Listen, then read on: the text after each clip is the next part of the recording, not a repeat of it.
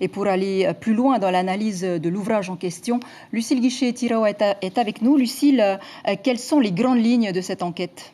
Oui, alors ce n'est pas nouveau, hein. Les 2050 pages de documents secret défense sont déclassifiées depuis 2013. En revanche, Disclose les a épluchés. Voici l'animation des retombées en Polynésie calculée par le journaliste et le scientifique avec les tirs qui étaient ici et Tahiti qui se trouvent là.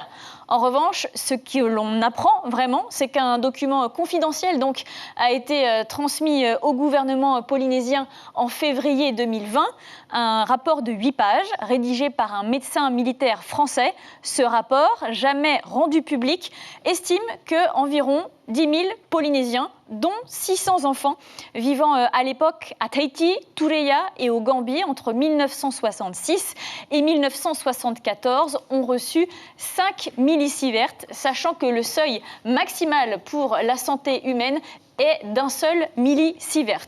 Donc dans ce rapport, le médecin va plus loin et il parle de clusters de cancers thyroïdiens liés aux essais nucléaires.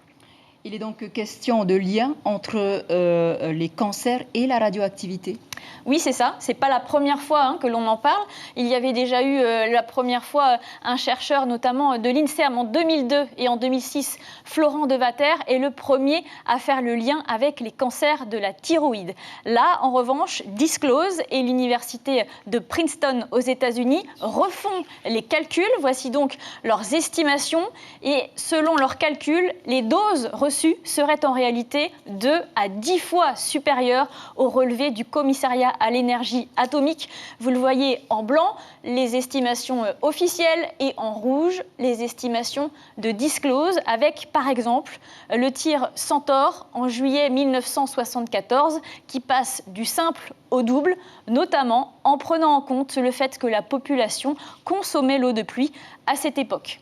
Alors, est-ce que cela va changer quelque chose pour les victimes du nucléaire ? Ce n'est pas sûr. En 2013, au moment de la déclassification de ces documents, l'espoir était né au sein des associations d'anciens travailleurs, mais il ne s'était rien passé en raison des exceptions prévues dans la loi Morin. Pas sûr non plus que la loi Morin change, puisque ces conclusions de cette étude vont à l'encontre d'autres études, notamment celle de l'INSERM qui a été publiée fin juillet. Le débat n'est donc pas terminé et d'autres documents doivent encore être déclassifiés.